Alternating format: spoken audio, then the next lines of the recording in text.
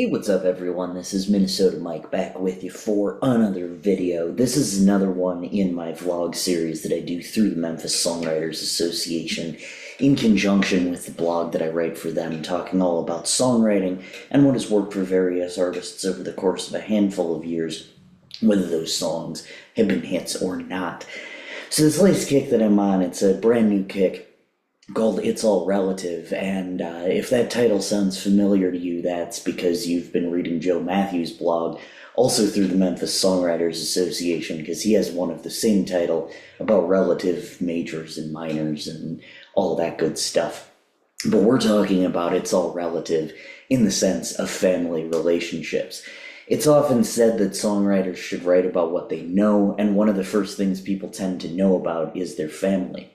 Whether you have good memories or bad memories about them, they can provide excellent fodder for a song or two, and that will be the focus of this particular blog and vlog kick. So first we're going to look at Father and Son. At the time he released this, he was going by Cat Stevens, but Yusuf Islam is how he is known now, so however you want to classify that is fine by me. In one of my first blogs, we talked about character development, and in a more recent one, we discussed types of narration. In Father and Son, the artist then known as Cat Stevens utilizes the character development technique of creating a character and putting the listener in their shoes as the narrator. In that particular blog about character development and vlog kick, we looked at Steely Dan's Deacon Blues, which is a much different song than Father and Son, but it still uses some of the same narrative techniques. For example, in Deacon Blues, there's not really an acknowledgement of narration until the chorus, and that acknowledgement similarly does not enter in Father and Son until the second verse, when the father realizes he does not know how to address his son, despite saying, "I was once in your shoes." Overall, though, it's a gentle conversation, but there are some strange lines in the song, such as, "You're still young, that's your fault," that kind of seem like he's blaming the kid, but then others that say, "There's so much you have to know," giving the child permission to make mistakes and go at his own pace. However, the son, who is part of the conversation, does not come in until the very end of the song, the fourth verse of 5, and he does not see how his father can understand what he's going through, saying, "This is my decision alone." I know for me, it took until writing this blog and, again, subsequently doing this vlog, to really understand who was talking within the song, but part of the reason it's so relatable is because it's very true to the kind of relationship many fathers have with their sons. They want to impart knowledge, but they don't know how, yet that doesn't always stop them. So giving the monologue-style narration makes the song all the more powerful and relatable. So melodically, Father and Son is written in G major. The first stanza of the first verse uses G, D, / F sharp, C, and A minor 7, followed by G, E minor, A minor 7, and D, which gets repeated twice. That last part gets repeated twice. The first 4 chords follow a 1-5-4-2-7 pattern, while the second 4 chords follow a 1-6-2, 2-7, and 5 pattern.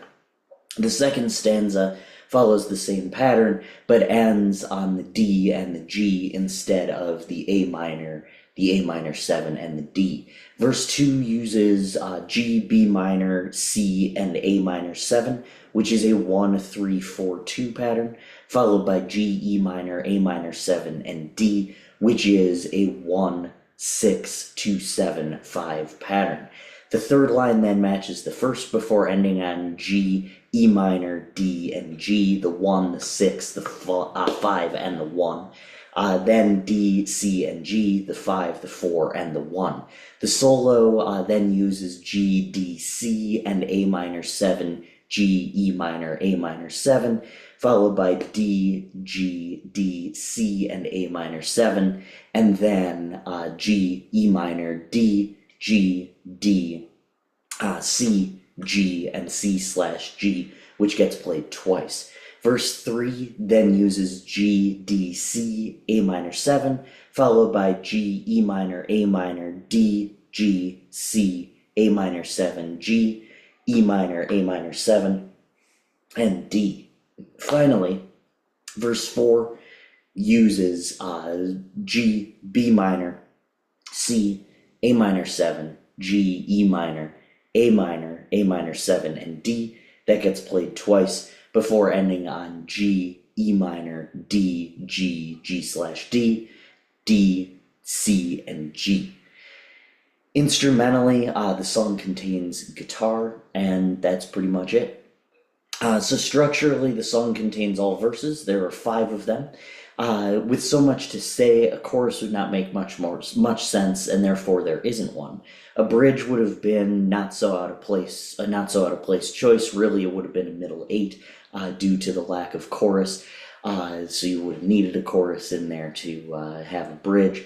But if there were a bridge or a middle 8, it would take the song to a different place than it was going before, but with all the vocal changes and narrative changes in the verses, as well as the melodic ones, really, there's no need for bridge or middle 8 or anything like that, because it already takes care of what the bridge would do, having those vocal changes, those narrative changes, etc. So Father and Son is linked below. You can listen after you are done watching my analysis. I'm Minnesota Mike. Thank you so much for watching. As always, make sure you check out all my other vlogs, all my other videos, and all my other blogs on the Memphis Songwriters Association website. I also mentioned Joe Matthews, who writes blogs, or has a handful up there already, and there's one that's also called It's All Relative, talking about some theory, which is what his blog focuses on. So like I said, I'm Minnesota Mike. Thank you so much for tuning in, and make sure that you tune in next time when we talk about one of my favorite songs called Mother-in-Law by Ernie K. Doe. Thank you so much.